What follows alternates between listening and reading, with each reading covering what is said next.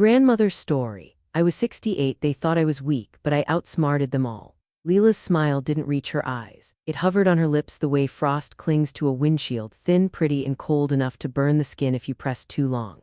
She stood in the archway of my living room with a leather folder hugged to her chest, while a man I didn't recognize, trim suit, polished shoes, a pen that gleamed like a scalpel, waited behind her, studying my grandfather clock as if time were his client. The afternoon sun poured through the east windows, sharpening dust into constellations. It was the sort of light that once made this room feel like home. Today, it made everything too visible. "Eleanor," Leela said, voice warm as a hand on a stovetop, "you know better than to touch, Mr. Keen is here to help us with the transition. We thought we'd handle the boring parts today so you don't have to worry." My name carries 68 years of breath in it. Moves, marriages, funerals, whispered prayers over unpaid bills. Hearing it spoken like a line item made something inside me draw up tall. I set the tea kettle back on the burner, unlit, and wiped my hands on the apron my sister had embroidered when our children were babies. There's a way to move when you've waited tables, folded shirts, and nursed a husband through a winter he didn't survive. Your body learns to look calm while your mind walks a perimeter, counting doors and exits. "Boring parts," I echoed, motioning them in. "Do sit, tea." Mr. Keen glanced at Leela, then offered a professional smile. "No trouble, ma'am, this shouldn't take long. Funny how thieves hurry daylight." "Good," I said, "I have errands." At the word errands, Leela's eyes flicked, quick and bright. If she had her way, my world would shrink until even errands required permission slips. She rested the leather folder on the coffee table I'd bought at a yard sale 20 years ago. The one I refinished while Daniel, my boy who used to play astronaut with a saucepan helmet, napped on the sofa. The folder left a faint rectangle on the wood, a suggestion of possession. "Before we get into signatures," Leela began, "let's agree on how grateful we are. Daniel and I are so thankful for everything you've done, and we want to make sure you're comfortable." "The Sunset Terrace is—" "I'm not moving," I said pleasantly. The word sat between us like a glass paperweight, small, heavy, clear. Mr. Keen cleared his throat. "Mrs. Hale, I understand change is difficult, but this is simply formalizing what you and your son discussed. It will ease the burden of—" "Mr. Keen," I said, "have you ever eased a burden by taking away a woman's keys?" He blinked. He was younger than my grandson will someday be if the world is kind. "I'm just here to witness signatures." "Of course," I said, "witnesses are important. They keep stories straight." Leela's smile softened, as if she'd decided to try a different flavor. "Eleanor, honey, we don't have to make this hard. You've been saying for weeks how the stairs bother your knees. Sunset has an elevator and a chef. There's a bridge club. Imagine how many friends you'll make." I imagined the friends she would make with my name conveniently missing from a deed. I imagined Daniel, who hated conflict so much he'd once apologized to a ficus after knocking it over, standing somewhere that wasn't here so he wouldn't have to see himself in the mirror of my face. "Love makes some of us brave, it makes others hide." "Bridge," I said. "My mother taught me. She said if you don't like your hand, play smarter." "We've already lined up the movers," Leela went on, opening the folder. "Tabs, labels, bullet points. She loved an arranged future. It's really just this form and this one, and an affidavit that will simplify refinancing. Daniel signed his part last night. You just need to." "Where is Daniel?" I asked. The kettle ticked as it cooled. Outside, a delivery truck sighed at the curb, a dog barked 2 lawns over. The ordinary world kept happening, stubborn as dandelions. "He's at the gym," Leela said too quickly. "He gets overwhelmed by legal language. You know how he is." "I do." I knew how he cried when the neighbor boys shut him out of their fort. How he saved his allowance in a jar he labeled college in block letters. How his palms shook the first time he asked a girl to the movies. I also knew the sound of his silence when he didn't want to know how a thing got done. Mr. Keen slid a page toward me with the tip of his pen. The heading read "Quitclaim Deed." Titles are honest in their way. If you listen, they tell you what story they plan to bind you into. "Don't worry about the legalese," he said. "This transfers title so the bank can move forward. In exchange, your initial expenses at the community will be covered." Very typical arrangement. "Typical for who?" I asked. "People with mothers who can read." The first time someone told me I was sharp for my age, I nearly thanked them. Then I realized what it presumes, that clarity is a youth sport, that women of a certain vintage are decorative and best kept in controlled climates. Since then I have practiced a different sport, letting people underestimate me until they say what they mean. "Eleanor," Leela said, tilting her head, "I know paperwork is tiring. Let's not drag this out." The director at Sunset is holding a lovely studio for you, and their wait list is months long. We can't lose it." The word lose floated there, heavy as a ring slipping off in cold water. I looked at the frames on my mantel, Daniel in a Little League uniform, my husband Frank with grease on his nose from a repair he insisted he could do, me in a dress I sewed out of a floral curtain because money was a story we were still writing. The house smelled faintly of lemon oil and old library books. It had taken me 3 decades to make this place fit the shape of my days. "Tell me," I said, "where will you put the piano?" Leela blinked. "Piano? In my studio," I said, "at Sunset Terrace." "Oh," she laughed, "they have a community room with a keyboard. You won't need your old upright. It's heavy and out of tune." I have lived long enough to recognize when a person tells you which parts of you are welcome in their plans. Out-of-tune pieces are always the first to be left behind. "Mr. Keene tapped the signature line. If we could initial here and here, we'll be done in 10 minutes. "Splendid," I said. "Then you won't mind a small detour. I've arranged for someone to meet us at the precinct to verify these documents." Detective Morales has a soft spot for seniors who sign things they don't understand. Leela's smile cracked, a hairline fissure, but a fissure still. "Why will we go to the police, Alina? That's unnecessary and dramatic." "I was a waitress for 12 years, I said, "through 2 recessions and a kitchen fire. I don't do drama, I do receipts." The room held its breath. Mr. Keene looked at Leela again, recalibrating. Salesmen know when a pitch hits a wall. Leela's tone cooled another degree. "Daniel trusted me to handle this. He wanted to spare you stress." "Kind of him," I said. "Next time he can spare me by being here." A clock somewhere deeper in the house chimed the quarter hour. Habit made me count the notes. My late husband used to call that keeping time honest. Honest time does funny things in moments like this. It stretches until a person either tells the truth or backs away from it. "Alina," Leela said, voice dropping low, confiding, the voice she uses with servers and store managers when she wants a favor she hasn't earned. "We're all on the same team. Sign today and I promise you'll thank me in a month." In a month, she would have the paper that let a bank see me as a historical footnote. In a month, I would be a guest in the story I paid to furnish. "I'll make a different promise," I said, picking up the kettle and relighting the burner. The blue flame answered, steady as a vow. "We will take these papers to the station. If they are as kind as you say, the officers will congratulate us on our good sense. And if they are not, we will all have learned something valuable before anyone signs anything." Mr. Keene capped his pen. "A wise man knows when an errand has changed addresses." Leela's knuckles whitened against the folder, then relaxed as she put the smile back on like lipstick. "Of course," she said lightly, "if that makes you comfortable." What makes me comfortable, I thought, is the sound of my own name in my own mouth. What steadies me is the piano note that's true even when an amateur plays it. I set 3 teacups on saucers and waited for the water to sing. A woman my age learns to listen for songs other people miss, the pitch of panic in a practiced voice, the quiet rhythm of her own resolve. Outside, the delivery truck pulled away. Somewhere beyond the elms, children shouted, a dog yipped, a basketball thudded its patient pattern. The world kept its heartbeat. So did I. I smiled back at Leela, not cold, not sweet, just steady. "Tea before the precinct," I said, "we'll need our strength." Part 2. 2 days before that confrontation, everything had looked different. The church smelled faintly of lilies and beeswax, the way it had the day I married Frank 35 years earlier. I'd run my hand along the same pew rail where I once clutched a bouquet with trembling fingers, but this time it was my son standing at the altar. Daniel, tall and solemn in his dark suit, with Leela gliding toward him like a swan in satin. The organ swelled. Guests dabbed at their eyes. I told myself to believe in the picture before me. Love, promise, continuity. For an hour, I pretended to be the mother of a groom whose life was beginning, not the widow who had spent half her savings making the beginning possible. The reception sparkled. Crystal glasses, white linens, candlelight softening every face. I had written a check for $15,000 to make it all happen, money scraped from Social Security checks, substitute teaching jobs, and the sale of my husband's old truck. I told myself it was worth it. A mother's role, after all, is to help her child stand taller than she ever did. So I smiled as they danced, as relatives toasted, as friends clapped Daniel on the back.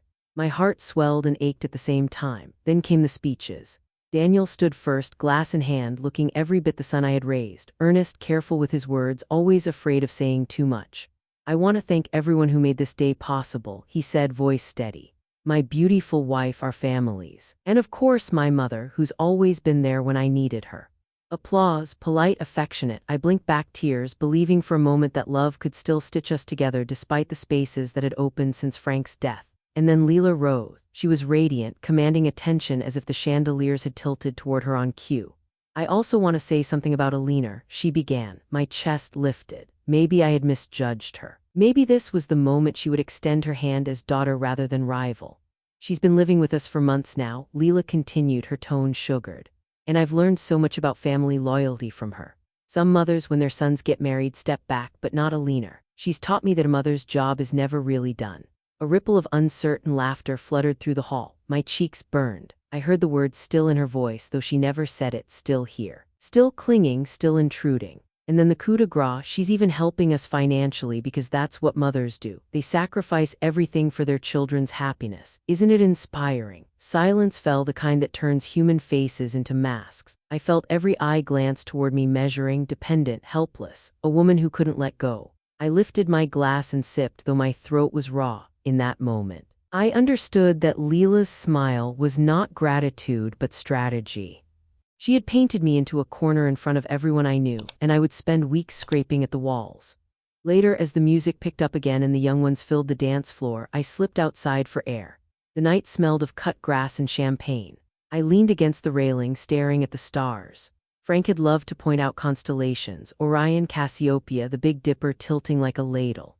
That night, they looked like nails hammered into a black board, holding up a sky too heavy to carry. I whispered into the darkness, I hope I haven't doomed our boy. The next morning, Leela served coffee as though nothing unusual had occurred. She praised the band, the caterer, the flowers. I nodded, trying to swallow my humiliation with lukewarm toast. Daniel barely looked at me, still glowing from the night before. I wanted to reach across the table and shake him to say, can't you see? She's already rewriting who I am in your eyes. But I held my tongue. Mothers learn silence the way soldiers learn to march, it's survival. That was the same morning I overheard Leela on the phone. She stood in the kitchen, her back to me, whispering with a brightness too polished. Yes, she agreed to stay longer. No, she hasn't asked for her apartment back. It's perfect timing, really. The refinancing can go through without trouble. My stomach clenched. She hung up before I could hear more, then turned with a smile too wide. Need anything from the market, Alina? It's astonishing how quickly love and gratitude curdle into calculation when money hovers in the air. I had thought my contribution was a loan. I had the paperwork tucked away, proof of the promise. But Leela's version, the one she fed to friends, to Daniel, to herself, was that it had been a gift. Generosity from a lonely widow who couldn't manage alone anymore. A woman grateful for a spare room in her son's house. A woman who belonged more to memory than to her own future. That night I lay awake, listening to the hum of the refrigerator, the soft snores from down the hall. The house smelled of new paint, lavender detergent, and ambition. I thought of my tiny apartment with its chipped tiles and creaky radiator. It hadn't been glamorous, but it had been mine. Here, I felt like a guest overstaying her welcome at her own expense. A chess piece moved across a board I hadn't agreed to play on. I prayed not for deliverance but for clarity. Clarity to see the shape of what was unfolding, to understand whether I was imagining shadows or standing in their midst. And somewhere between the creaks of the settling house and the hoot of an owl outside, I realized the truth. I was being rehearsed into a role I did not audition for, the dependent elder, grateful for scraps, pliable when told what was best. And if I didn't act soon, I would become the part she'd written for me. 2 days later, when she stood in my living room with that cold smile and a notary shuffling papers, I wasn't surprised. I had seen the rehearsal. I was ready for the play. Part 3. There are sacrifices that never make it into speeches. No one stands at a wedding microphone to announce the nights a mother stayed up sewing hems so her son would have pants long enough for school pictures, or the morning she skipped breakfast so there would be milk for his cereal. Those moments fade into the quiet ledger of motherhood, invisible to everyone except the woman who balanced it. I learned early how to count pennies like a gambler counts cards. When Frank died, Daniel was 16, half boy, half man, grieving and angry. Insurance money covered the funeral but little else. I took double shifts at the diner, the smell of fried onions and coffee staining my clothes until even church pews seemed to hold the scent. I wiped counters while the world slept, saved tips in jars labeled electric, gas, college. Some weeks it was a choice between heat or shoes. Shoes won, always. I remember Daniel's senior year vividly. He wanted to join the debate team's spring trip. The fee was $300, an impossible sum then. I sold Frank's record collection, the vinyl he'd spun when we were young, songs that had been the soundtrack of our first kisses, our quarrels, our reconciliations. Daniel never knew. He came back from that trip flushed with victory, carrying a second-place trophy that glinted like redemption. He held it up, grinning, and said, "Mom, one day I'll make it worth everything you've given me." I kissed his forehead and whispered, "You already have." It's a cruel trick of memory. Those moments rise unbidden when you most need to steel yourself. As Leela's machinations unfolded, I found myself sifting through the catalog of my sacrifices, not to demand repayment, but to remind myself of the foundation on which I stood. A mother's worth isn't measured by applause at a wedding or by how neatly she's written out of a deed. It's measured in the countless invisible choices that built another life. I also thought of the nights I spent in that tiny apartment after Daniel married. The walls were thin. I could hear my neighbor coughing through the winter, a rasp that made me leave soup at her door. The radiator clanked like a marching band. Some evenings I'd wrap myself in Frank's old coat, pretending it was his arms, and watch television on the fuzzy set that refused to die. Lonely, yes, but it was independence. And independence has a dignity all its own.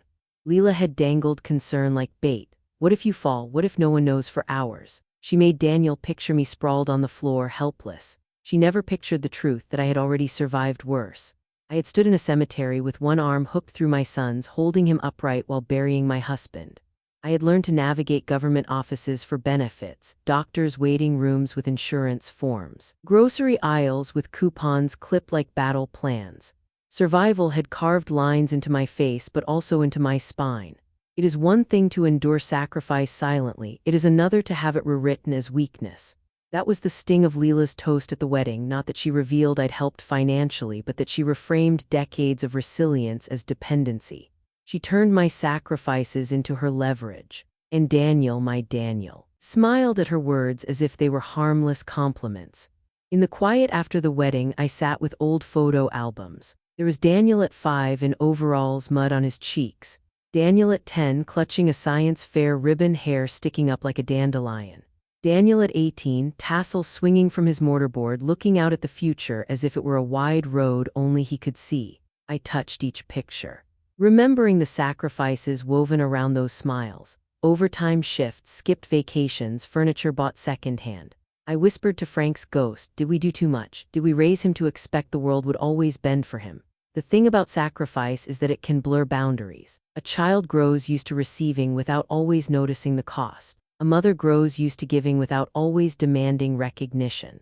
Somewhere in that blur, Leela found her opening. She saw not gratitude but vulnerability. She mistook love for a crack she could wedge herself into, widening it until it looked like incompetence.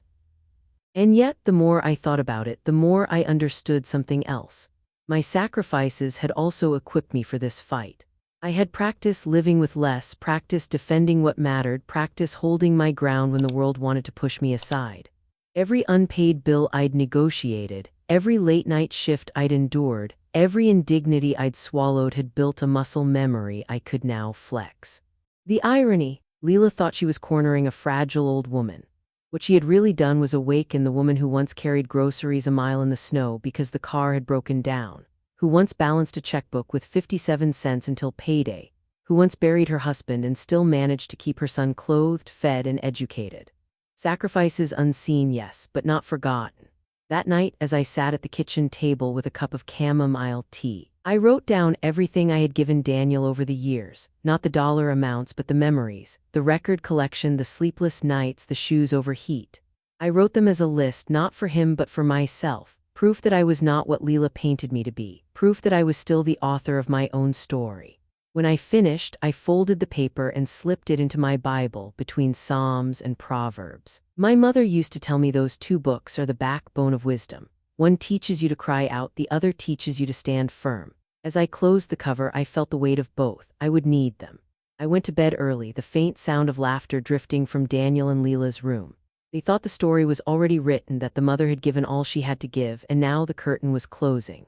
But I knew something they didn't. I had one last sacrifice left. And it wasn't surrender. It was the sacrifice of comfort for confrontation, of silence for truth. I kissed Frank's picture on the nightstand. Tomorrow, I whispered, she'll learn who I really am. The erosion didn't come all at once, it never does. No one wakes up one morning and finds their life stripped clean like a house after a hurricane. The damage begins with whispers, with suggestions offered under the cover of care. That is how Leela worked, like a steady drip wearing down stone. It started small. "Elena, you mislaid your keys again," she said one afternoon, holding them up as though I had dropped them in a moment of confusion. I remembered perfectly well setting them on the counter beside the flour tin. She must have moved them. Still, I laughed it off, not wanting to seem defensive. Another time she corrected me about the date of Daniel's dentist appointment. I had it written in my calendar, Tuesday at 10. She insisted it was Wednesday at 11. When Daniel confirmed her version, I began to doubt my own notes, though later I found the appointment card exactly as I'd remembered. By then the seed had been planted. Maybe I was a little forgetful. That was her strategy, tiny adjustments to reality until even I questioned my grip on it. Each incident on its own was harmless. Together they built a portrait, a woman slipping, a woman who needed supervision, a woman who might sign away her rights out of gratitude.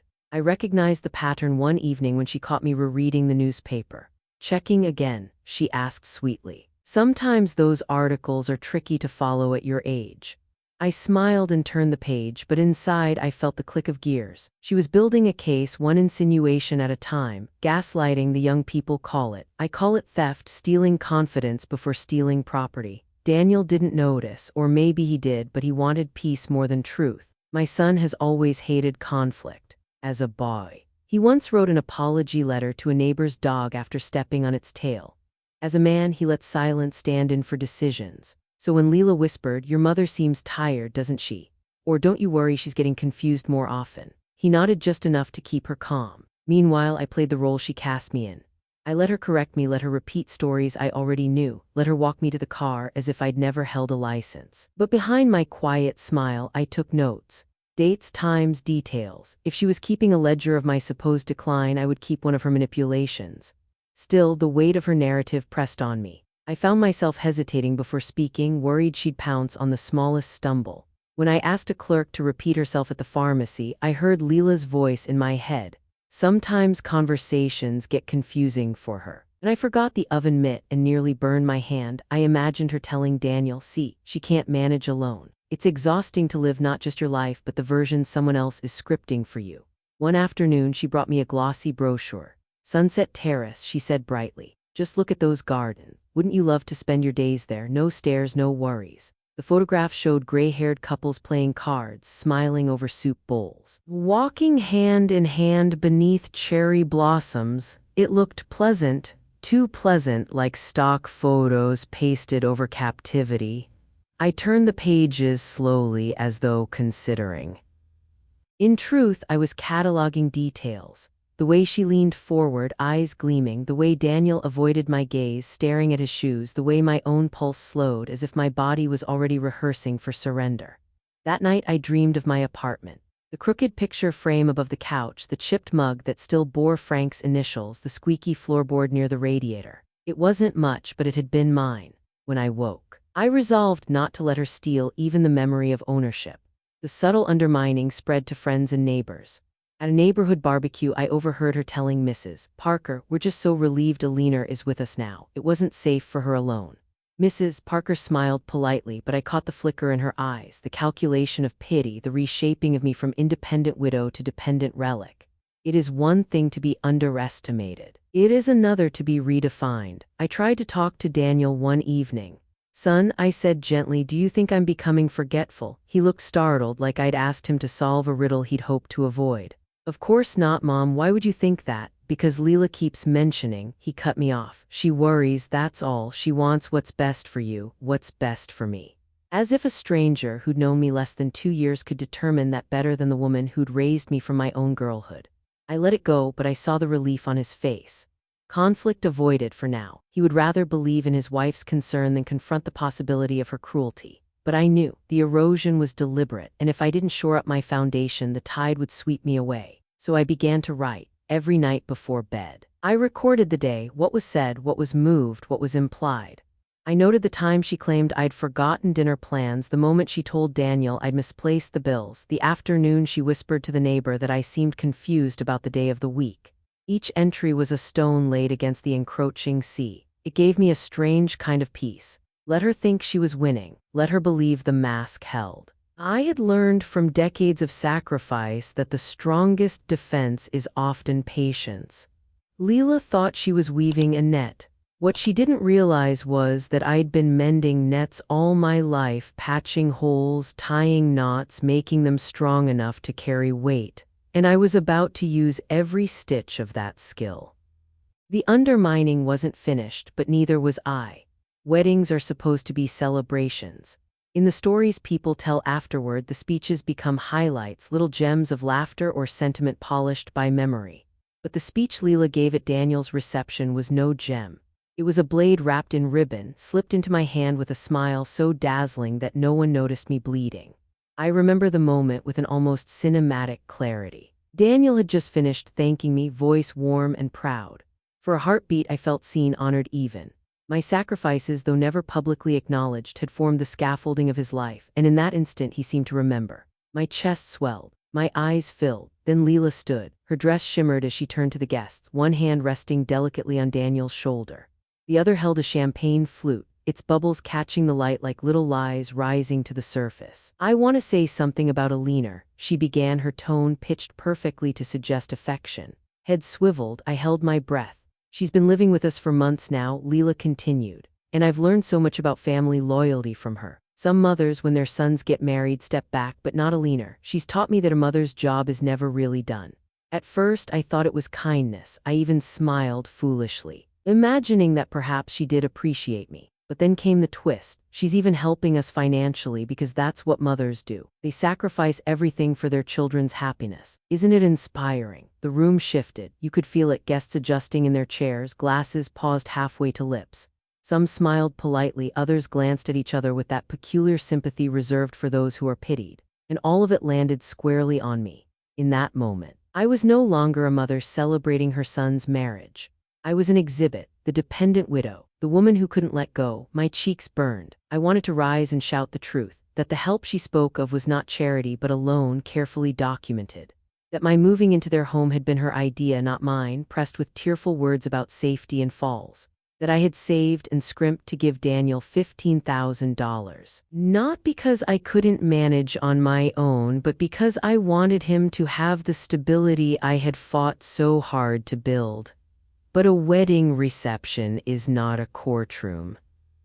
It's a stage, and Leela had stolen the spotlight. To interrupt her would have made me look bitter. To stay silent made me look weak. Either way, she had cornered me. I clinked my glass gently against the nearest toast and forced a smile. Inside, shame crawled like ivy around my ribs. The rest of the evening blurred. I remember the band striking up, Daniel twirling Leela on the dance floor, their laughter carrying across the room.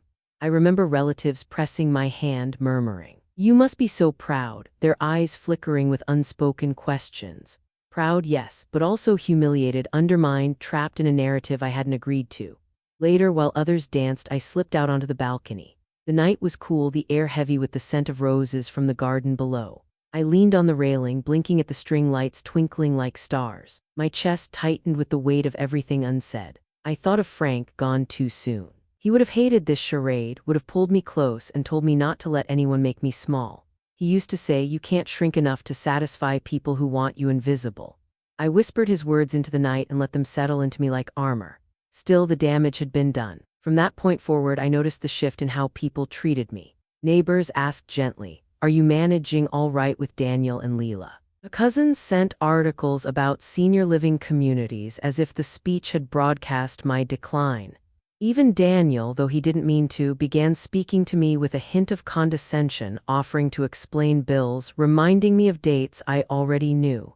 The echo of Leela's words had lodged in him. Humiliation can be a powerful teacher. That night, as I lay in the guest room of their house, the spare room that had once been framed as temporary but now felt like a cage, I understood something vital. Leela wasn't careless. She was strategic. That speech wasn't a slip of the tongue. It was a public branding, one that gave her cover for the next steps. She was painting a portrait of me stroke by stroke so that when the final picture emerged, no one would question it. The next morning I carried myself with practiced calm. I brewed coffee, folded laundry, watered the plants. On the outside, I looked every bit the grateful, aging mother, but inside I began to plan. A woman who has lived nearly 7 decades learns patience. You cannot raise a child, bury a husband, pay off debts, and survive lean years without mastering the long game. I thought of all the invisible sacrifices that had brought me here, the nights without sleep, the bills paid with nickels, the dignity swallowed when pride would have been easier. And I realized that the very skills Leela underestimated were the ones that would protect me. Resilience, patience, a ledger balanced with care. She thought her speech humiliated me. What it really did was wake me up. From that day on, I began to listen more carefully, to watch her expressions, catalog her phrases, note each insinuation. I stored them like weapons in a chest, not for revenge but for defense, because I knew one thing with certainty: Leela wasn't finished. And if she wanted to write me out of my own story, she would soon discover I had been holding the pen all along. The morning after the wedding should have been filled with leftover cake and laughter echoing in the kitchen. Instead, I woke to the sound of voices, measured, professional, rehearsed. When I stepped into the dining room, I found Leela sitting at the head of the table as if she had always belonged there. Beside her was a man in a charcoal suit, briefcase open, papers spread out like a magician preparing his next trick. "Good morning, Alina," Leela said, her voice sweet but tight around the edges.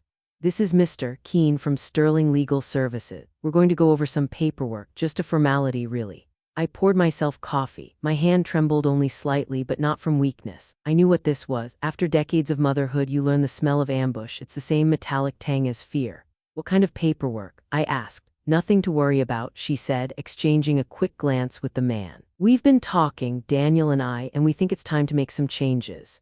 You've been so generous with the down payment for the house, and we want to ensure you're properly taken care of as you get older."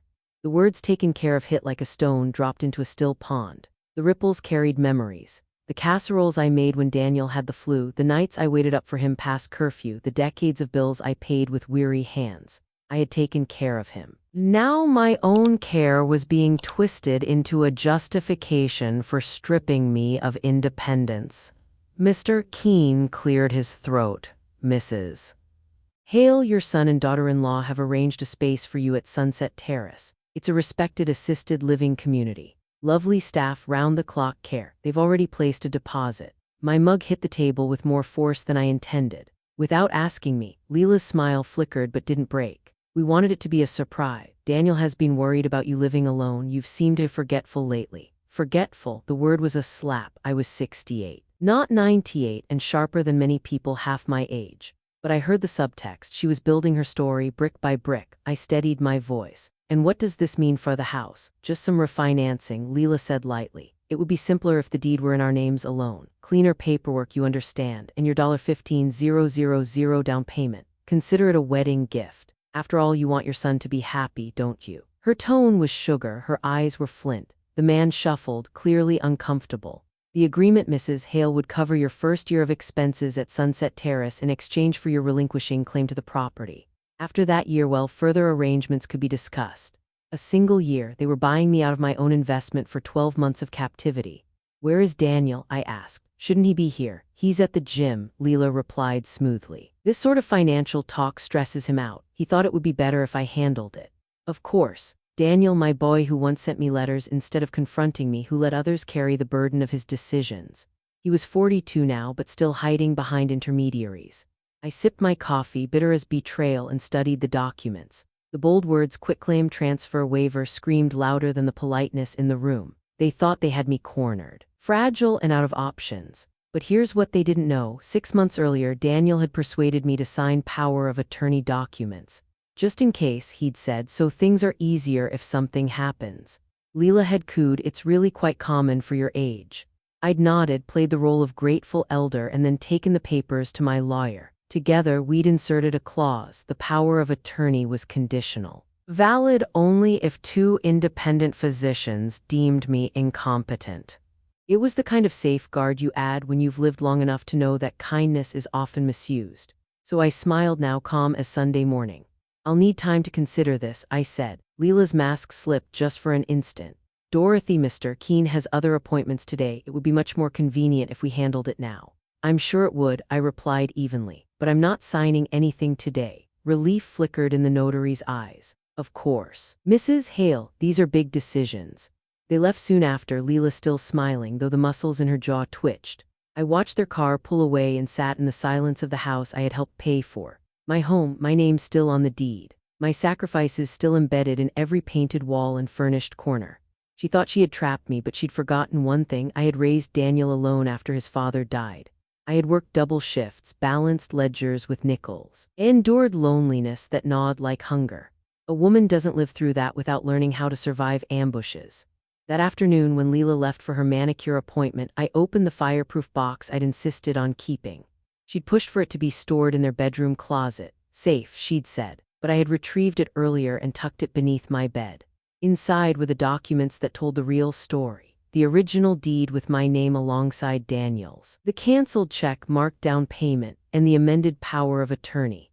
I spread them out on the bedspread like playing cards, a hand she didn't know I held. My phone buzzed. A text from Daniel. Sorry I missed the meeting this morning. How did it go with the paperwork? I stared at the words, my son's casual tone about a scheme that would have stripped me of everything. I typed back slowly, we'll discuss it when you get home. The reply was immediate, actually. I'm staying at Tom's tonight. Wedding recovery. Amanda can catch me up tomorrow. Wedding recovery. 48 hours into marriage and already avoiding the house, or maybe avoiding me. That night, Leela ordered takeout and hummed while she set the table as if nothing had happened. I chewed rice that tasted like ash and let her chatter fill the air. She thought time would wear me down. She thought patience was surrender. But I had lived long enough to know the difference. That night, after Leela retreated to her room and the house finally grew still, I sat in the spare bedroom staring at the stack of documents spread across my quilt. The deed, the canceled check, the power of attorney with its hidden clause. Proof that I was not the senile woman she wanted to paint me as. Proof that I had teeth. I thought back to the years when survival was less about paperwork and more about grit. After Frank's death, the world had tried to devour me whole. I had to raise Daniel alone, keep a roof overhead, and keep bills from stacking like tombstones. I worked every job I could find, waitressing at night, cleaning offices in the early morning, clerking at a hardware store during weekends. My hands smelled of bleach, my feet ached, but I carried on. What Leela didn't understand was that hardship leaves gifts. You learn to smell dishonesty the way you smell gas in a kitchen. You learn to recognize the tremor in someone's voice when they're selling you something wrapped in false kindness. And you learn patience, the kind of patience that lets you wait out wolves until they show their teeth. As I stared at the documents, I realized I couldn't fight her openly yet. If I challenged her too soon, she'd twist it as paranoia. She was skilled at that. No, I had to play the long game, just as I had played it when bills were late, but I still scraped enough for Daniel's field trips when I skipped doctor's visits so he could have braces. I had trained for this war without even knowing it.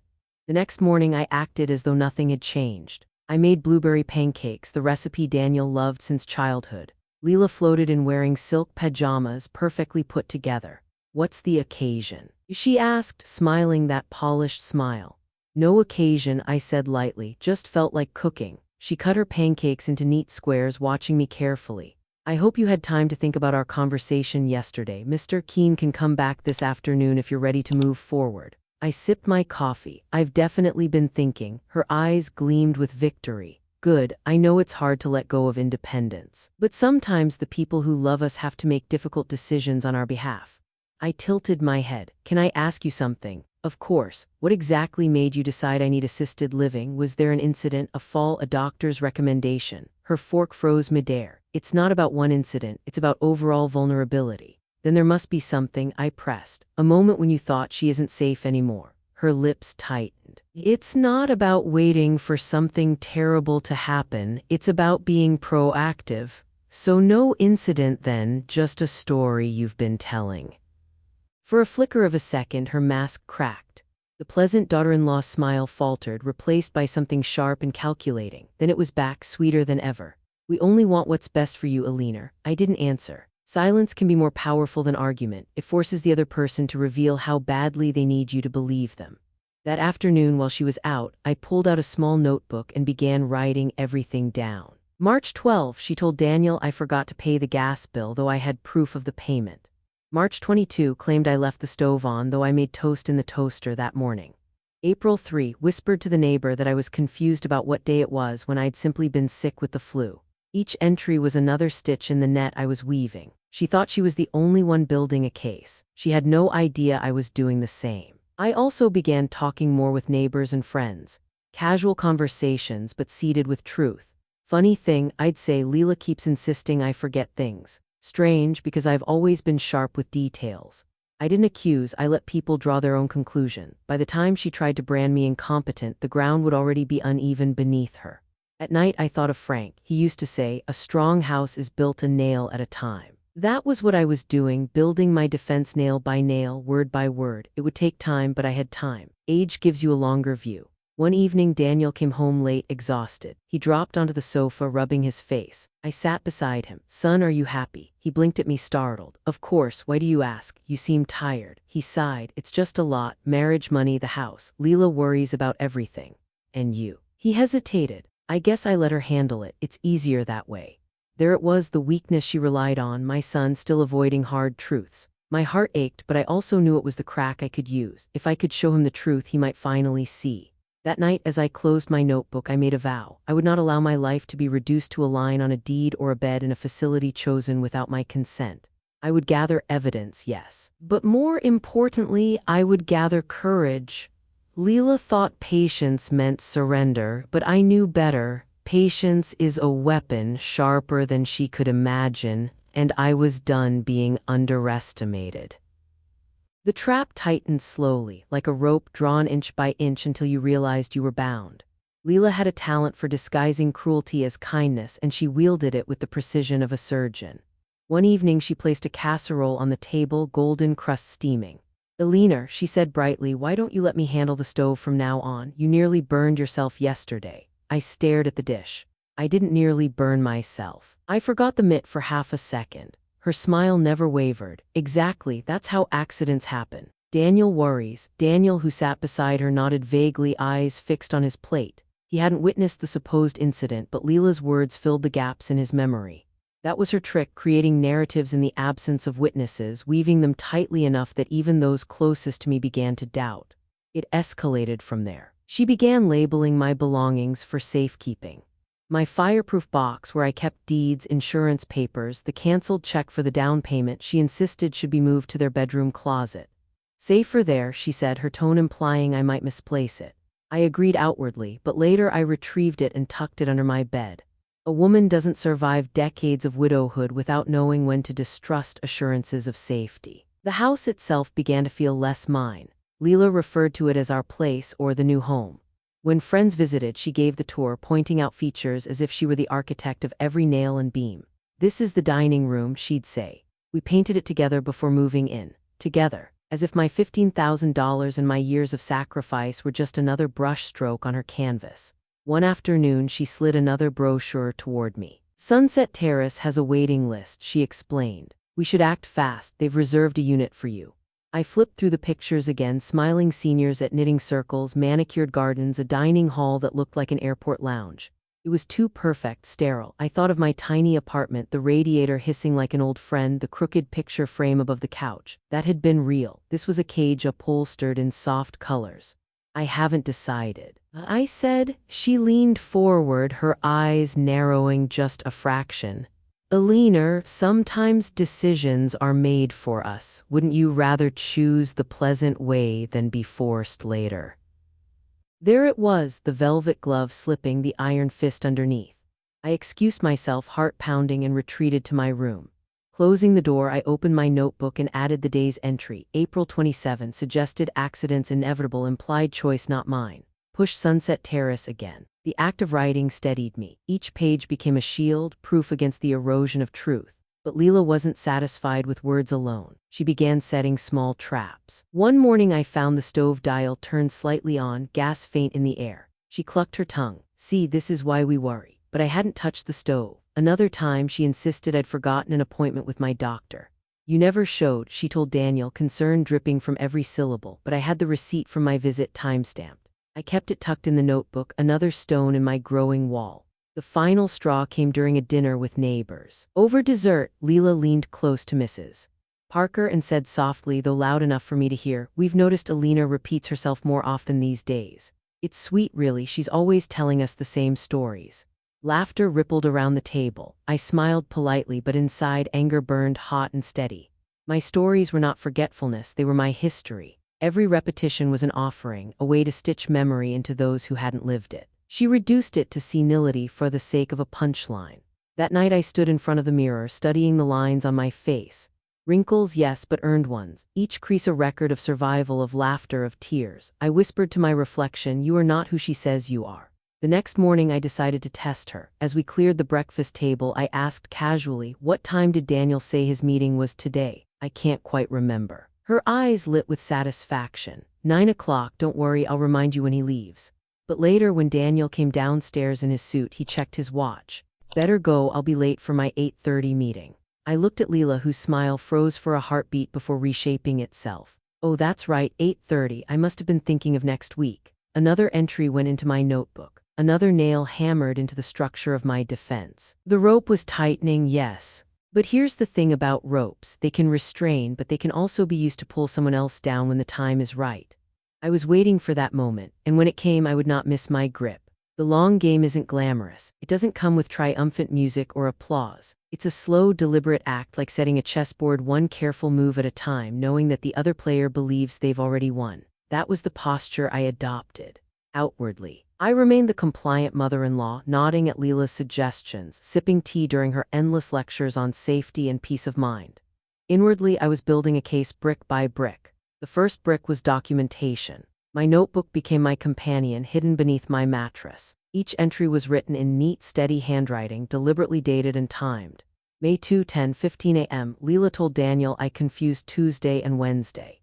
In reality, I asked because I'd been feverish and slept late. The notebook wasn't just memory, it was ammunition. The second brick was corroboration. I began speaking to neighbors more often. During short walks around the block, I'd mention Leela's comments casually, never accusatory. "Funny thing, she says I repeat myself all the time." "You think so?" They always shook their heads. Some frowned. Seeds planted. If Leela ever tried to paint me as incompetent publicly, there would be those who remembered otherwise. The third brick was professional support. I scheduled an appointment with my physician, Dr. Reeves, whom I trusted for over a decade. During the visit, I explained everything, the insinuations, the paperwork, the pressure. She listened carefully, then performed a full cognitive assessment. I passed without hesitation. At the end, she wrote a report, signed, dated, stating that I showed no signs of dementia or impairment. I tucked it into the fireproof box alongside the deed and canceled check. Another nail, another safeguard, but the most important brick of all was patience. Leela believed she was clever. She thought her whispers and manipulations were invisible, that I would crumble under the weight of suggestion. She never suspected that I was listening with the kind of ears only an older woman develops, the ears that catch what others don't say, the pauses between words. The sudden shift in tone when truth slips away. I waited for her to overplay her hand. It always happens. People who underestimate others can't resist pressing harder, certain they are invincible. It came one evening at dinner. She set a stack of envelopes on the table beside the roast chicken. "Alina," she said sweetly, "would you mind signing the, just housekeeping things, insurance updates, utilities?" I smiled. "Of course, let me grab my glasses." I took the envelopes to my room instead. Under the light of my bedside lamp, I slit them open carefully. The first few were legitimate, mundane service changes. But tucked in the middle was a form transferring partial authority over household finances to Leela. The language was buried, but I'd spent years reading contracts when Frank was alive, making sure we weren't cheated. My eyes caught the deception immediately. I returned to the table, documents in hand. "I think I'll hold off tonight, my eyes are tired." Her smile didn't falter, but her grip on the fork tightened. Another entry went into the notebook. A week later, I began gathering allies. My friend Carol, who volunteered at the library, offered advice about legal resources for seniors. Mrs. Parker, the neighbor who'd overheard one of Leela's insinuations, agreed to provide a written statement if needed. Quietly, discreetly, I was weaving a web stronger than Leela realized. And then, an opportunity presented itself. Leela left her laptop open one morning when she went to take a call. The screen showed an email draft to Daniel. "We need to move faster on the situation with your mother. She's asking too many questions about the money. I'm worried she'll cause problems with refinancing." My pulse thundered. This was the kind of evidence people believed, the kind written in someone's own words. I snapped a photograph with my phone and slipped it into my private archive. The long game was working. But I didn't just gather evidence. I sharpened my resolve. I revisited my sacrifices in memory, reminding myself of my strength. I thought of carrying groceries through snowstorms, of selling Frank's record collection for Daniel's debate trip, of enduring nights so lonely they ached in my bones. Those moments had felt like burdens, but now I saw them as training. I knew how to endure. I knew how to wait. One evening I even tested Daniel. "Son," I asked gently, "do you think I've been forgetful lately?" He shifted uncomfortably. "Leela says," he stopped himself. I placed my hand on his. "Do you think so?" He looked at me, really looked at me, and hesitated. That hesitation was all I needed. A seed of doubt planted in his mind, not about me but about her. I went to bed that night with a quiet smile. The trap was tightening, yes, but not just around me. Around Leela too. For all her confidence, she'd made a critical error. She believed age meant weakness. She forgot that age also means strategy, memory, endurance. And endurance, I knew, always wins the long game. The breaking point came on a gray Tuesday morning when the spring rain slicked the sidewalks and left the world smelling of wet earth.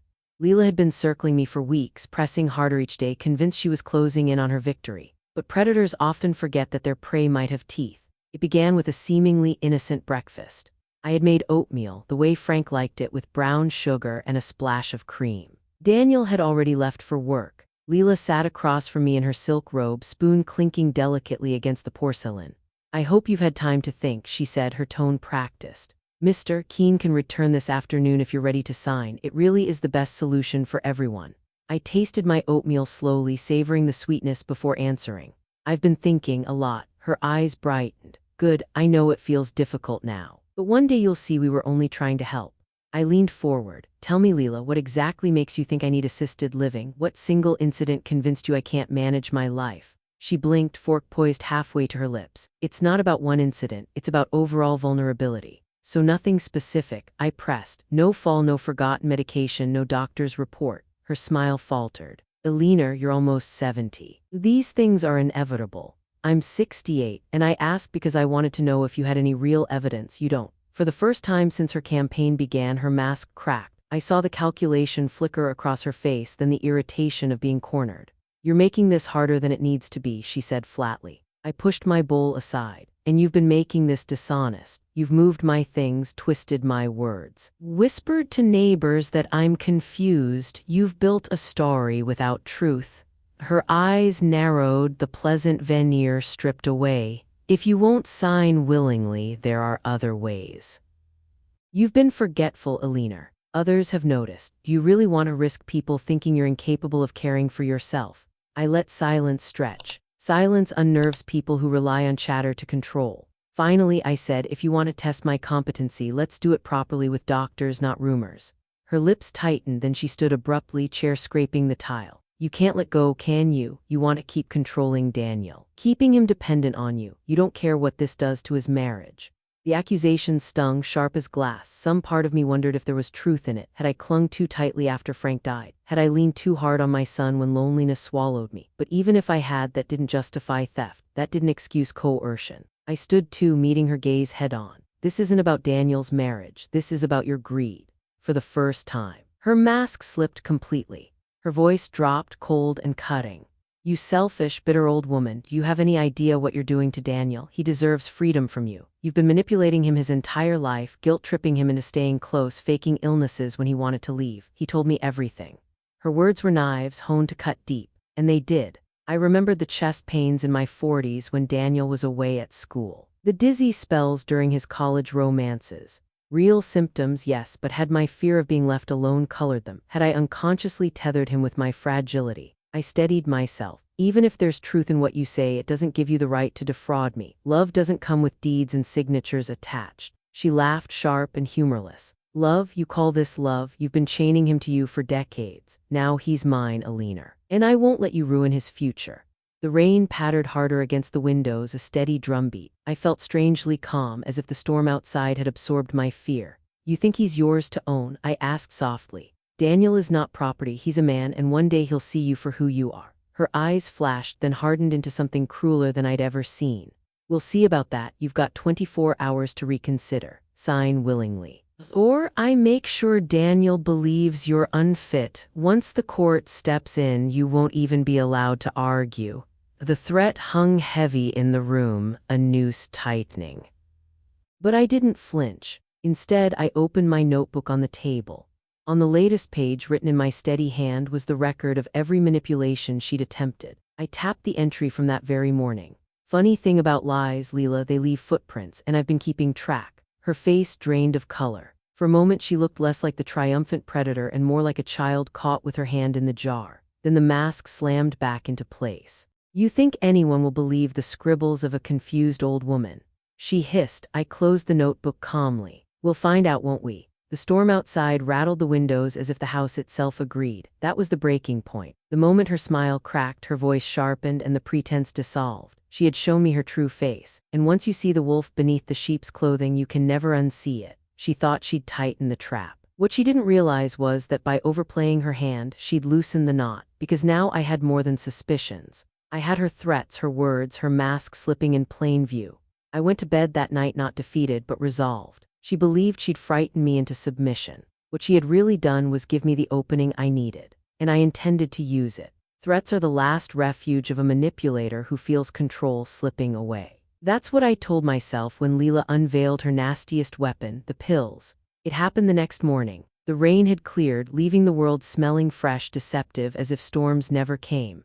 I was folding laundry when she appeared in the doorway, holding my purse like it contained a live snake. Her smile was gone. In its place was something colder, sharper. "Elena," she said, voice syrupy but tight, "I found something troubling." She reached into the purse and pulled out a small orange pill bottle. My stomach lurched. "Xanax, not mine. Do you know what this looks like?" she asked, shaking the bottle gently, the pills rattling like dice in a cup. "Yes," I said evenly. "It looks like a prescription I was holding for a friend, Sarah Martinez. She couldn't get to the pharmacy before work, so I picked it up for her." Leela tilted her head. "Sarah, who moved to Phoenix last month." The realization hit like ice water. Sarah had asked me to pick up her last refill before leaving town. I tucked it into my purse and forgotten to pass it along before she left. "That's convenient," Leela said softly, "but how can you prove it?" "I can call her." "Oh, you could," she interrupted, "but she's out of state now. Who will the court believe, your word or mine, especially when combined with your confusion lately?"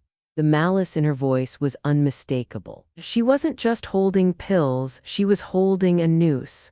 "You're going to claim I'm abusing medication that isn't mine," I said slowly. "I'm going to express concern," she corrected, lips curling. "Concern about judgment, about addiction, about erratic behavior. Combine that with your recent paranoia about us exploiting you, and Daniel will have no choice but to pursue legal guardianship. For your own protection, of course." I felt the room tilt. Guardianship. The word clanged like a prison gate. If she succeeded, I wouldn't just lose my home. I'd lose my freedom to decide anything. "You planned this," I whispered. She shrugged, calm as a cat after cornering a mouse. "I planned for contingency. I hoped you'd be reasonable, but I prepared for the possibility you'd be difficult."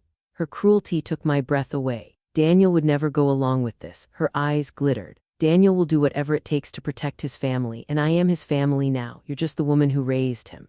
I gripped the back of a chair to steady myself. For all her venom, those words cut deepest because they carried a grain of truth. I had raised Daniel to avoid conflict, to seek harmony at any cost, and harmony in his eyes meant siding with his wife. Leela stepped closer, lowering her voice to a whisper sharp enough to pierce skin. "Mr. Keene will be here at 2 o'clock. You can sign the papers voluntarily and move to Sunset Terrace with dignity, or you can fight and find yourself declared incompetent. Either way, you're leaving this house." She turned to leave, then paused at the doorway, delivering the coup de grace. "And if you even think about telling Daniel your version of this conversation, remember, who will he believe? His pregnant wife or his increasingly unstable mother with a drug problem?" The door clicked shut behind her. I stood in the silence, pill bottle still rattling in my head, my breath shallow. For the first time in weeks, fear tightened its grip. This was more than humiliation now. This was annihilation of my reputation, my independence, my very identity. But fear has a way of clarifying. I thought of Frank, of his voice reminding me that truth can be drowned but not destroyed. I thought of Sarah, who would vouch for me if needed. I thought of my notebook, the medical report from Dr. Reeves, the photo of Leela's damning email. And slowly the fear hardened into resolve. If Leela wanted a war, she was about to get one. I sat at my desk and began assembling everything. Notebook entries, receipts, Dr. Reeves' report, copies of financial documents, and the photograph of her email about moving faster on the Alina situation. Each piece was a weapon, each one dismantled her narrative. Then I picked up the phone and dialed Detective Morales, the officer who had once given a seminar at the Senior Center on Elder Abuse. My voice shook at first, but steadied as I explained. She's trying to frame me. She planted pills in my purse. She's preparing to strip me of everything. He listened, then said, "Bring everything you have, Mrs. Hale. We'll review it." For the first time in weeks, I felt less alone. By the time Mr. Keene arrived that afternoon, briefcase in hand, I was ready. He smiled professionally, clearly expecting a quick signature. Leela hovered behind him, poised like a general about to claim conquered ground. I smiled sweetly. "Actually, Mr. Keene, I'd like to discuss something else entirely. Are you familiar with elder abuse statutes in this state?" He blinked, caught off guard. "That's not my area of expertise, ma'am." "Then allow me to educate you," I said, spreading my folder of documents across the table like a poker hand. "Because participating in the financial exploitation of an elderly person is a felony. And you, sir, are standing dangerously close to accessory territory." His face paled. Leela's smile froze, and for the first time I saw something in her eyes I hadn't before: fear. She had underestimated me. That was her fatal mistake. Mr. Keene shifted in his chair, clearly wishing he were anywhere else but at my kitchen table. His briefcase lay open, the unsigned documents staring back at him like evidence at a crime scene. Leela stood beside him, hands clenched so tightly I could see the faint whiteness of her knuckles. "Alina," she said, her voice brittle with forced calm, "there's no need for dramatics. These are standard arrangements. Everyone does it. Not everyone commits fraud," I replied evenly. I slid the loan agreement across the table, the canceled check clipped neatly to it. "This is not a gift, Leela. It's a loan, documented in black and white. You and Daniel agreed to repay it within 2 years." Mr. Keene adjusted his tie, eyes darting between us. "Mrs. Hale, I was told." "By whom?" I cut in. "Did you ever confirm with me directly, or did you take her word for it?" He faltered. "Amanda, Mrs. Hale here explained that you wished to simplify matters. By stripping myself of property rights, that doesn't sound like simplification. That sounds like exploitation." Leela's smile cracked. "You're twisting this. We've only ever wanted to protect you." "Protect me?" I leaned forward, letting the weight of 68 years fill my voice. "Protect me by planting pills in my purse, by whispering to neighbors that I'm confused, by insisting I can't manage a stove when I've been cooking meals since before you were born." Her face drained of color. Mr. Keene looked as though he'd swallowed something sour. I pulled out the next document, Dr. Reeves's letter, signed and stamped. "This is from my physician, confirming my cognitive health is intact. No dementia, no impairment, no justification for guardianship." Leela opened her mouth, then closed it again. She hadn't expected me to fight with paperwork. She had underestimated the kind of record-keeping you learn when life constantly tries to cheat you. "And finally," I said, sliding the photo of her email across the table, "your own words. We need to move faster on the situation with your mother. She's asking too many questions about the money." Silence dropped like a stone in a pond. Mr. Keene's eyes widened. "Is this authentic?" "It's a photograph from her computer. If you'd like, I can provide the metadata. Or better yet, perhaps Detective Morales from the Elder Abuse Division can weigh in." I called him yesterday. That was when the notary snapped his briefcase shut, papers spilling in his haste. I think I need to step out and consult my supervisor." His voice trembled. "Mrs. Hale, I was under the impression this was voluntary. If that's not the case, then I cannot proceed." He stood so quickly his chair tipped back. Leela's hand shot out, clutching his sleeve. "Wait, she's manipulating you. She always manipulates people." But he wrenched free, mumbling something about liability and insurance. Within seconds, he was gone, the door slamming behind him. The house fell quiet except for the hum of the refrigerator and the pounding of my heart. Leela turned on me then, mask fully gone. "You cunning witch," she spat. "You've been plotting this all along." "No," I said softly. "I've been surviving this all along. There's a difference." Her face contorted with fury. "Do you know what you've done? You've destroyed Daniel's future. He'll lose everything, the refinancing, the security, the stability. And when he does, it will be your fault." I stood, gathering my papers calmly. "Daniel's future doesn't rest on stealing from me. It rests on the choices you both make now. If you want stability, earn it honestly. Don't build it out of lies. For the first time, she had no retort, just heavy breathing, anger quivering through her frame. I turned toward my room, folder tucked safely under my arm. Before closing the door, I looked back once more. You've underestimated me, Leela. That was your mistake. You thought being old meant being weak. But it means I've lived long enough to know how to fight. She said nothing. Her silence was more revealing than any outburst. That night I didn't sleep. I sat at my desk, staring at the documents once again. Victory wasn't certain, not yet. Wolves don't give up simply because the sheep grow horns, but the balance had shifted. She had tried to corner me, and instead she was the one rattled. In the stillness, I thought about Daniel, my boy, my son, caught in this web. Did he know how far she had gone, or had he chosen ignorance because it was easier than confronting the truth? That question twisted inside me, heavier than any of Leela's schemes. Just before dawn, I heard her footsteps pacing the hallway. She was unsettled, restless. Good, let her feel the unease she had sown in me for weeks. Let her taste what it meant to be hunted by her own lies. I whispered a prayer into the gray light of morning. Give me strength, give me patience, and let the truth outlive the lies.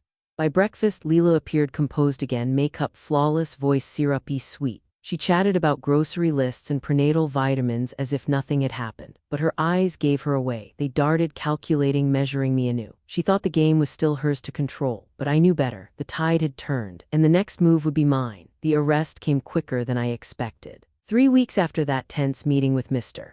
Keene, I was settled in my small rental apartment across town.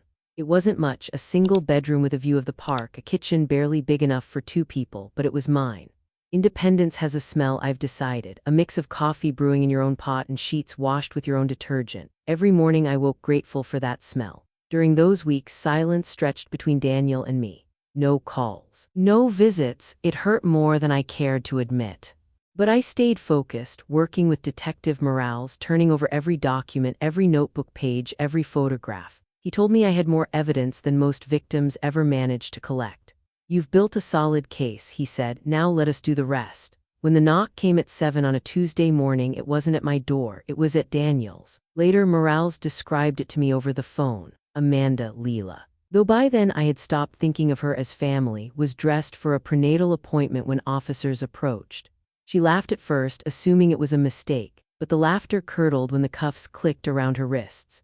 You have the right to remain silent, they said, reading the words I had prayed for. Her first response was exactly what I expected. This is Alina's fault, isn't it? Fault, not crime, not guilt. Fault, even in chains. She couldn't imagine herself responsible. Daniel called me that afternoon. His voice was hollow, stunned.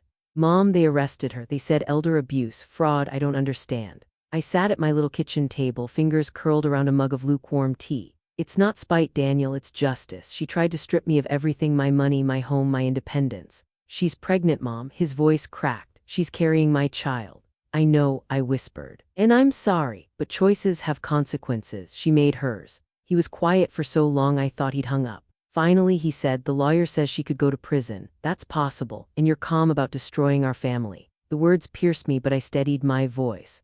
I didn't destroy your family, Daniel. Amanda did when she chose deceit over honesty. Silence again, heavy, broken. That evening the phone rang once more. Patricia Winters. Amanda's mother. Her voice was tired but not surprised.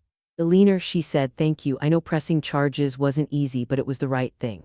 You knew, I said softly. I suspected. I've seen this pattern before. When Amanda was in college, there were incidents. Credit cards borrowed from roommates. A first husband who discovered missing funds. We smoothed it over then, told ourselves she'd learn, but she never did. My stomach turned. And now my son. She targeted him, Alina. You need to understand that. Amanda follows opportunity. When she saw Daniel, she didn't see a husband. She saw access.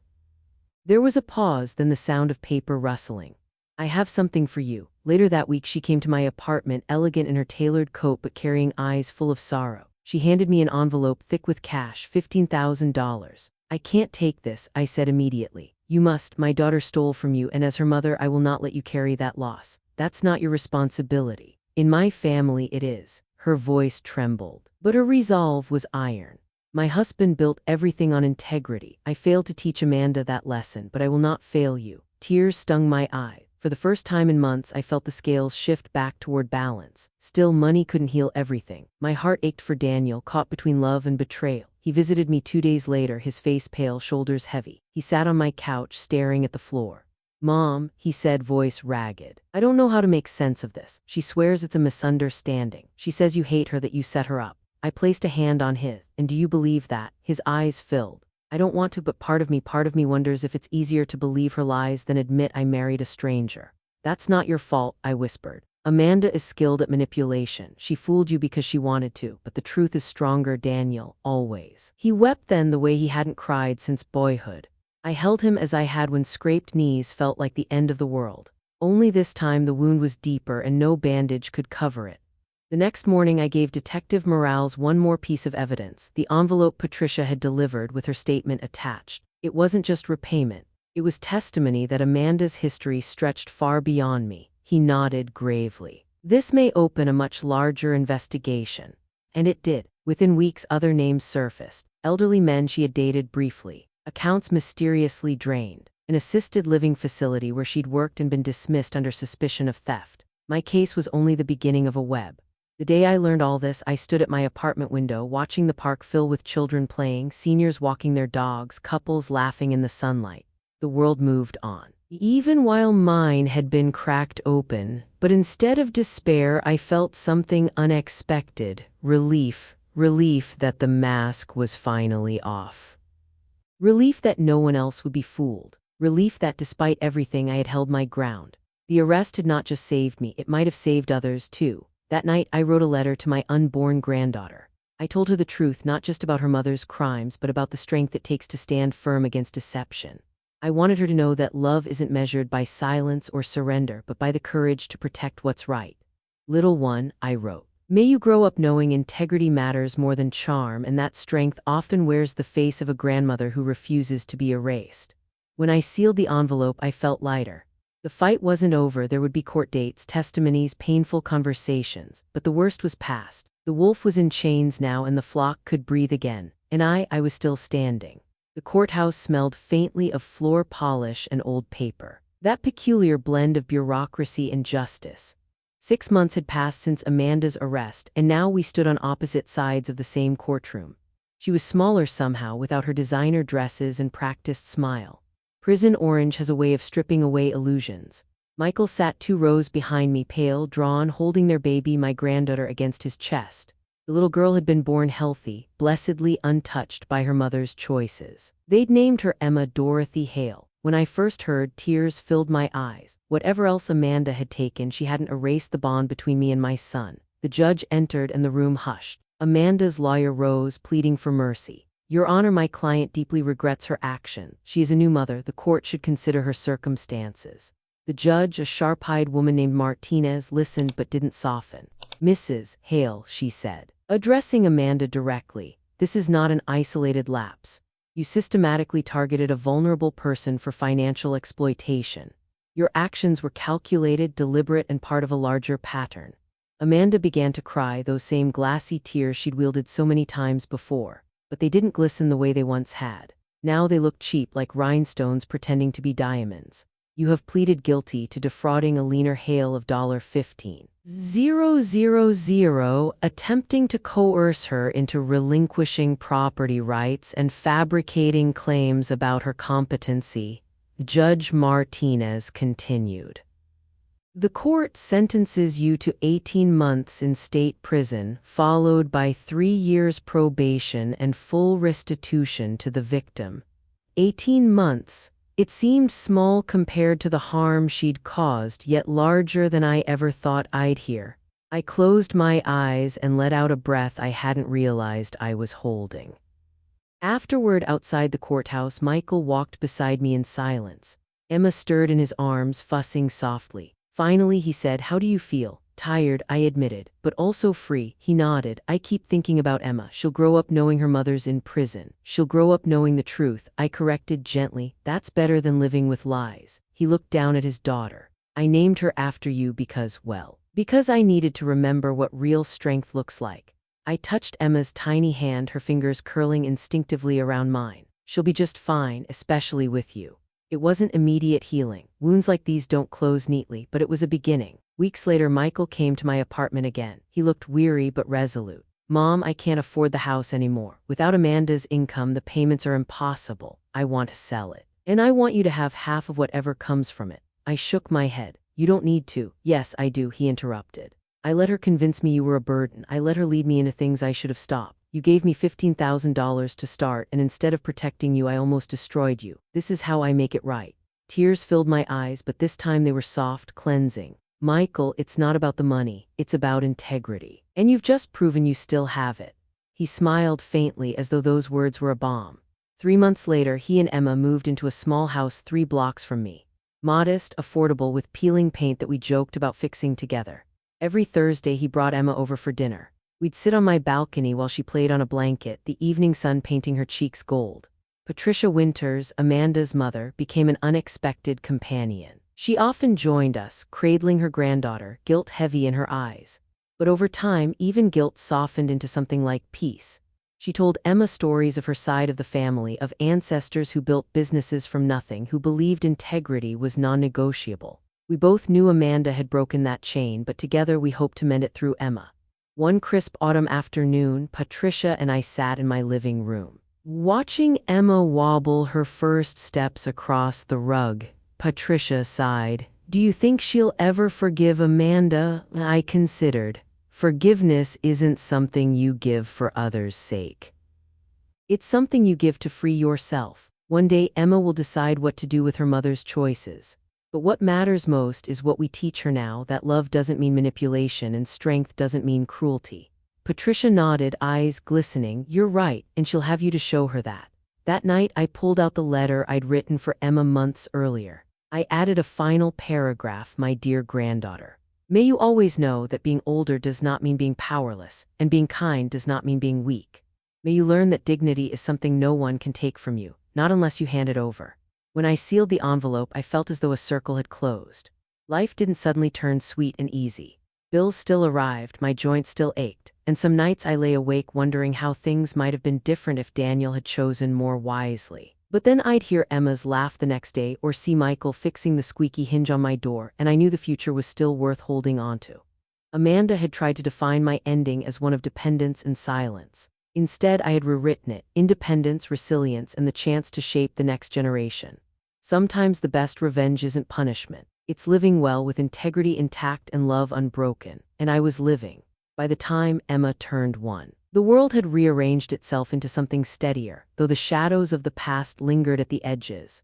Life after betrayal is never seamless. It's stitched back together with visible seams. But seams are not weakness, they are proof of repair. Michael had settled into his modest new home just 3 blocks from me. He worked long hours at his job and picked up shifts on weekends, but he carried himself with a humility I hadn't seen in years. Each Thursday, he brought Emma over for dinner. She'd toddle across my living room, her laughter filling spaces that once echoed with loneliness. Sometimes she called me Nana, her small voice sweeter than any music I'd ever heard. Patricia remained a steady presence too. The guilt she once carried had softened into something like purpose. She often reminded Emma, your grandmother and I are the strongest women you'll ever know. And we would laugh. Because in some ways it was true, 2 women bound not by blood but by loss, now joined by the fragile hope of raising a child into something better. Amanda was still serving her sentence. Occasionally, letters arrived addressed to Michael, written in her familiar script. He rarely opened them. Once I asked why. He stared at the unopened envelope stacked in his desk drawer. Because every word feels like another manipulation, he said quietly. And I can't risk letting her back in, not even on paper. I didn't press. Some wounds aren't ready for air. Yet despite everything, Amanda's shadow lingered in conversations, in courtroom memories. In the way Michael's eyes sometimes clouded when Emma asked about her mother. He would kneel down, stroke her hair, and say, your mom made mistakes, but we'll make sure you're safe and loved. It wasn't the whole truth, but it was enough for a child. For me, healing came in quieter ways. I planted a small garden outside my apartment: tomatoes, marigolds, basil. Kneeling in the dirt, I felt the rhythm of life continue, steady and unconcerned with human betrayals. Flowers bloom whether or not people are kind. Vegetables ripen regardless of deceit. Nature reminded me that growth is always possible. I also began volunteering at the senior center again. When newcomers arrived, widows, widowers, men and women hesitant and lonely, I recognized the look in their eyes. The fear of being forgotten, the vulnerability of being underestimated. I told them gently, your life isn't over. Don't let anyone convince you otherwise. Sometimes I even shared my story, not the gory details, but the lesson. You are not powerless. Age is not a cage. Keep your documents, guard your independence, and never let kindness be mistaken for weakness. The center director once asked if I'd give a short talk during an elder law seminar. Nervously, I agreed. Standing in front of the group, my hands trembling slightly, I said, I survived because I documented, because I reached out for help, and because I believed in my own worth even when someone tried to convince me I had none. Please remember this: being 60, 70, or 80 does not erase your rights. You matter, your voice matters. The applause afterward warmed me in a way that no courtroom victory ever could. At home, I began writing letters for Emma, one for her 5th birthday, one for her 10th, one for her 18th. In them, I told her about strength, about love, about the difference between control and care. When people try to make you smaller so they can feel larger, I wrote, remember your Nana's story. Remember that you come from a line of women who refuse to be erased. Some evenings, when Michael came over, we would sit on the balcony watching the sunset. He'd often ask quietly, Mom, do you ever regret pressing charges? I would look at Emma playing at our feet and answer no, because if I hadn't, she would have kept going. Maybe not to me, maybe to someone else. And one day Emma would have learned the wrong lesson, that cruelty wins. I couldn't allow that. He would not. Tears brimming and whisper, thank you for saving us. But here's the truth, I hadn't just saved us, I had saved myself, and in doing so I discovered something profound, that survival in old age isn't just about living longer, it's about living truer. By the following spring, Emma was running confidently, her little shoes thudding against my floorboards. One afternoon, she grabbed my hand and tugged me outside. Nana, flowers, she cried, pointing at the marigolds blooming bright and bold. I knelt beside her, breathing in the scent, sunlight warm on my back. In that moment, I realized Amanda's greatest scheme had backfired. She wanted to confine me, to reduce me to a dependent shadow. Instead, she had reminded me of my own strength. She forced me to reclaim my independence, to fight for my dignity, and in the end, to teach Emma the most important lesson of all: never let anyone else write your story. So when people ask how I endured, I tell them this: I endured because I refused to believe I was powerless. I endured because I had lived through harder storms than Amanda's lies. And I endured because love for a son, for granddaughter, for myself was stronger than fear. Life did not end at betrayal. Life began anew. And as Emma grew, toddling through gardens and giggling on balconies, I knew the future was brighter than any shadow her mother could cast. Because sometimes the best revenge is not punishment. It is living fully, joyfully, and without apology. And I was doing exactly that. Life's cruelest betrayals often arrive disguised as love. My story began with humiliation at a wedding and spiraled into a daughter-in-law's calculated attempt to strip me of everything: my home, my savings, even my independence. She underestimated me, though. She believed age meant weakness, that being 68 meant surrender. What she forgot is that age also carries wisdom, patience, and the strength forged from decades of survival. Piece by piece, I gathered evidence. I wrote down every slight, every whisper, every attempt to brand me forgetful. I kept receipts, protected deeds, and sought medical proof of my clarity. When she pushed with fraudulent papers and fabricated stories, I pushed back with truth. And in the end, the law stood on my side. Her arrest, her conviction, and her sentence were not just victories for me. They were victories for every older person who has ever been told their voice doesn't matter. But justice was only part of the story.